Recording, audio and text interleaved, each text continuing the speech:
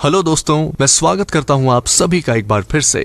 Friends, आज का ये वीडियो बहुत ही इंटरेस्टिंग है और साथ ही साथ बहुत ही इंपॉर्टेंट है। इस वीडियो में हम इंडियन आर्मी के ऑफिसर्स रैंक के बारे में बात करेंगे और इस वीडियो को देखने के बाद आप सभी इंडियन आर्मी के ऑफिसर्स रैंक को पहचान पाएंगे। साथ ही साथ हर रैंक की क्या रोल्स एंड रिस्पॉन्सिबिलिटीज होती है उसे भी आप जान पाएंगे। तो चलिए शुरू करते हैं। फ्रेंड्स, भारतीय सेना का नाम दुनिया की टॉप 5 सेनाओं में गिना जाता है। भारतीय सेना को शक्तिशाली बनाती है इसके हथियार और इसके जवान। सेना में भी पद का एक क्रम होता है जिसके अनुसार सेना में कार्य किए जाते हैं। आज हम आपको बता रहे हैं कि सेना में रैंक का क्या क्रम है। तो चलिए आपको बताते हैं। Indian army ranks can be classified into 3 categories. First, commissioned officers, जो कि all India services and group A services officer के इक्विवेलेंट है। नंबर 2, जूनियर कमीशन्ड ऑफिसर्स, जो कि ग्रुप बी ऑफिसर के इक्विवेलेंट है। नंबर 3, नॉन कमीशन्ड ऑफिसर्स, जिन्हें ORS other ranks भी कहा जाता है। तो हम आज बात करते हैं कमीशन्ड ऑफिसर्स के बारे में। सबसे पहले बात करते हैं लेफ्टिनेंट रैंक की। लेफ्टिनेंट के शोल्डर्स पे 2 5 पॉइंटेड स्टार्स लगे होते हैं। ये भारतीय सेना में शुरुआती कमीशन्ड रैंक होती है। IMA, OTA जैसी एकेडमीज में ट्रेनिंग के बाद जब यंग ऑफिसर्स पास आउट होते हैं तो वो लेफ्टिनेंट ही बनते हैं। इसके बाद उनका प्रमोशन होता है। लेफ्टिनेंट को YO यानी कि यंग ऑफिसर भी बोला जाता है। लेफ्टिनेंट यूनिट में अपनी ट्रेनिंग और लीडरशिप एबिलिटीज को डेवलप करता है और ट्रूप को कैसे लीड करना है ये भी सीखता है। Lieutenant 9th highest commissioned officer rank है। चलिए अब बात करते हैं कैप्टन रैंक की।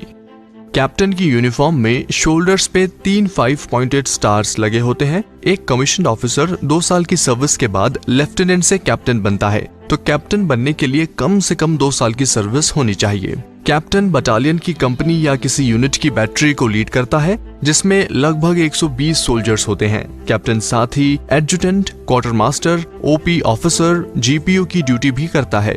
वहीं आपको बता दूं, captain 8th highest commissioned officer rank है। चलिए अब जानते हैं मेजर रैंक के बारे में।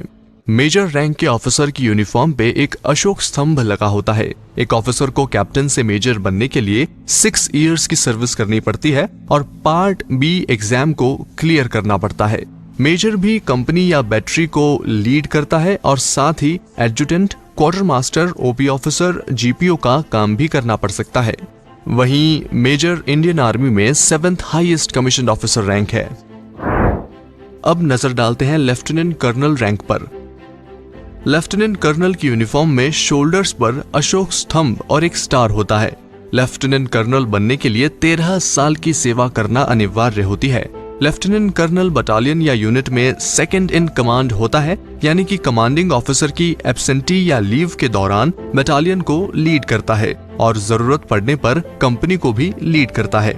आपको बता दूं, इसके साथ ही लेफ्टिनेंट कर्नल की रिस्पॉन्सिबिलिटी बटालियन को अच्छी ट्रेनिंग देना भी होता है और वहीं बटालियन के अकाउंट की जिम्मेदारी भी लेफ्टिनेंट कर्नल की ही होती है, यानी कि सेकंड इन कमांड की होती है। Lieutenant colonel 6th highest commissioned officer rank है। दोस्तों, अभी तक हमने जिन रैंक्स के बारे में बताया ये सभी टाइम स्केल रैंक है, यानी कि एक निश्चित सर्विस के बाद ये रैंक्स मिल जाती है।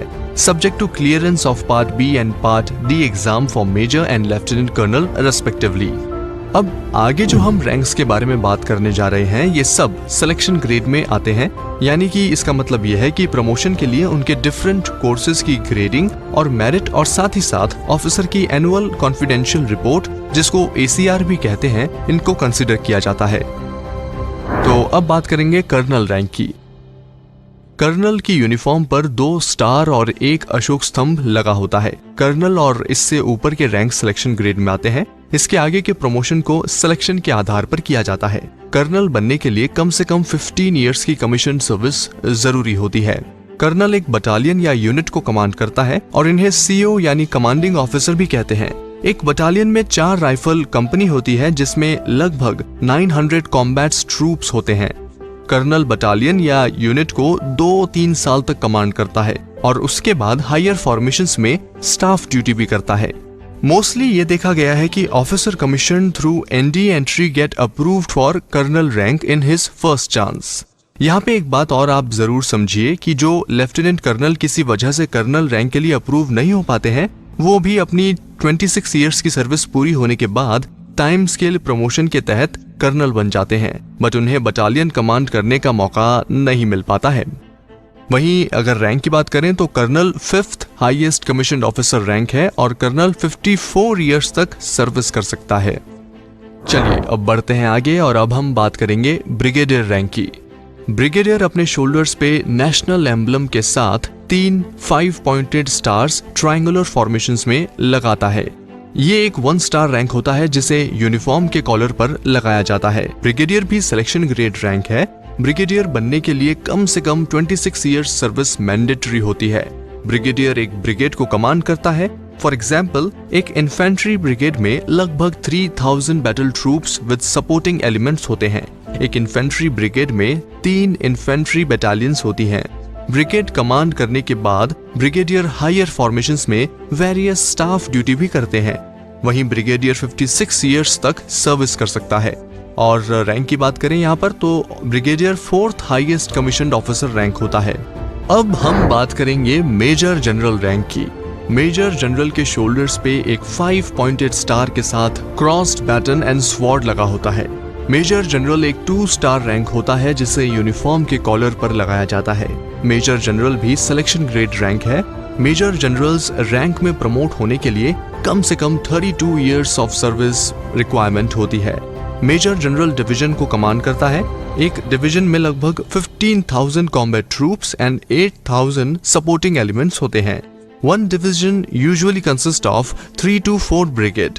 मेजर जनरल भी डिवीजन कमांड करने के बाद higher formation like corps command and army headquarters में वेरियस पोस्ट में काम करता है।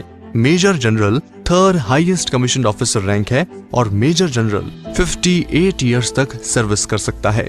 चलिए अब जानते हैं लेफ्टिनेंट जनरल रैंक के बारे में। लेफ्टिनेंट जनरल शोल्डर्स पे नेशनल एम्बलम के साथ क्रॉस्ड बैटन एंड स्वॉर्ड लगा होता है। लेफ्टिनेंट जनरल एक 3 स्टार रैंक होता है जिसे यूनिफॉर्म के कॉलर पर लगाया जाता है। लेफ्टिनेंट जनरल का प्रमोशन भी सिलेक्शन से होता है जिसके लिए कम से कम 36 इयर्स की सर्विस जरूरी होती है। वहीं लेफ्टिनेंट जनरल एक कमांड और कोर को कमांड करता है। अभी इंडियन आर्मी में 7 कमांड्स हैं और 14 कोर हैं। कोर में 3 से 4 डिविजन्स होती हैं। वहीं एक और बात मैं आपको बता दूं, lieutenant general can also be appointed as vice chief of army staff. Lieutenant general is 2nd highest commissioned officer rank है और लेफ्टिनेंट जनरल 60 इयर्स तक सर्विस कर सकते हैं। अब हम फाइनली बात करते हैं जनरल रैंक की। जनरल के यूनिफॉर्म में शोल्डर्स पर एक नेशनल एम्बलम, एक 5 पॉइंटेड स्टार और क्रॉस्ड बैटन एंड स्वॉर्ड लगा होता है। जनरल एक 4 स्टार रैंक होता है जिसे यूनिफॉर्म के कॉलर पे लगाया जाता है। जनरल का कार्यकाल 3 साल तक का होता है या फिर 62 इयर्स की एज तक, इनमें से जो भी पहले हो जाए। ये भारतीय थल सेना की सबसे ऊंची रैंक होती है और इन्हें कमांडर इन चीफ भी कहा जाता है। इन सभी रैंक के अलावा इंडियन आर्मी में एक और रैंक होती है जो कि सेरेमनियल रैंक भी जिसे कहते हैं हम लोग, और वो है फील्ड मार्शल रैंक। वैसे तो थल सेना में सबसे ऊंची रैंक फील्ड मार्शल की होती है। ये पद किसी को सम्मान के रूप में दी जाती है, ये किसी नियमित अधिकारी को नहीं दी जाती है। जैसे अगर किसी अधिकारी ने युद्ध या किसी ऑपरेशन में सर्वोच्च प्रदर्शन किया हो तो उसे ये दी जाती है। आपको यहाँ पे बता दें कि अभी तक ये रैंक सिर्फ 2 अधिकारियों को ही दी गई है, जिसमें एक है फील्ड मार्शल KM करियप्पा और फील्ड मार्शल सैम मानेकशॉ का नाम शामिल है। हालांकि अब ये उपाधि किसी को नहीं दी जाती है। आई होप आपको इस वीडियो से एक इंडियन आर्मी ऑफिसर्स के रैंक्स के बारे में जानकारी मिली होगी। इस वीडियो को आप अपने फ्रेंड्स के साथ शेयर जरूर करें ताकि उन्हें भी इंडियन आर्मी रैंक्स के बारे में जानकारी मिले।